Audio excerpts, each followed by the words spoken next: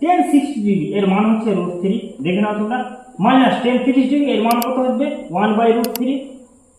By 1 plus ten 60 degree এর মান কত √3, তারপরে টেন 30 ডিগ্রি এর মান কত হবে 1/√3, তাই তো, প্লাস cos 60 ডিগ্রি এর মান কত হবে sin 30 ডিগ্রির মান 1/2 ডট cos 30 ডিগ্রি মানে sin 60 degree √3/2 plus sin 60 degree মানে √3/2 sin 30 ডিগ্রি এর মান হচ্ছে 1/2। √3 আর 1 কি করতে হবে, এখানে গুণ করতে হবে, লসাগু তো যাবে না, তাহলে করে দাও √3, নিচে নিচে গুণ, তাহলে কোনাকুনি গুণ, তাহলে √3 আর √3 দুটোই রুটের মধ্যে সেম জিনিস, তাহলে একটা রুট থেকে বেরিয়ে যায় 3 হবে,